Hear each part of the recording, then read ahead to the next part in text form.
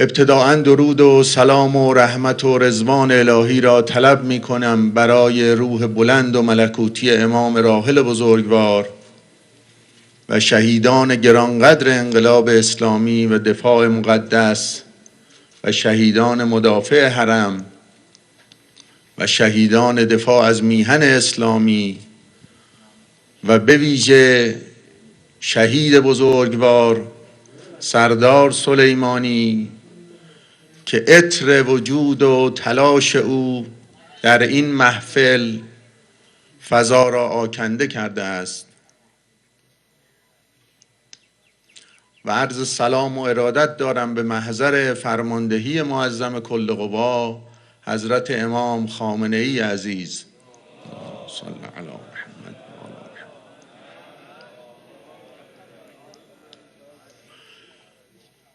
شهید بزرگوار حجازی را در طی مدت بیش از 40 سال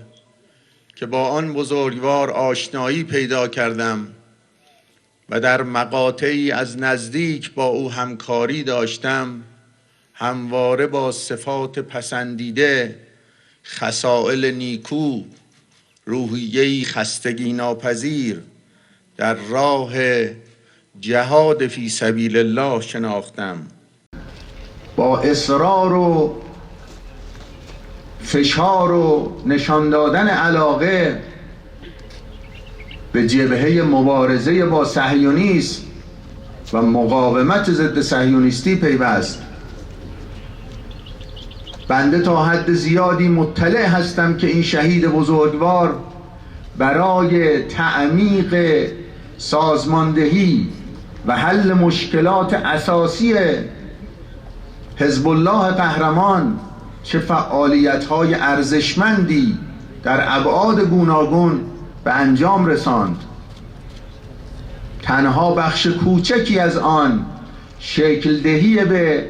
صنایع پیشرفته موشکی در حزب الله است که موشک‌های نقطه زن و کوبنده حزب الله با سامانه‌ای که او طراحی کرد امروز در حال تولید قدرت برای اسلام در برابر کفار و صهیونیست ها هست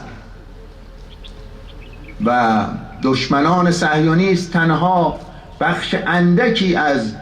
واقعیتی که او در آنجا ایجاد کرد رو مطلع هستند.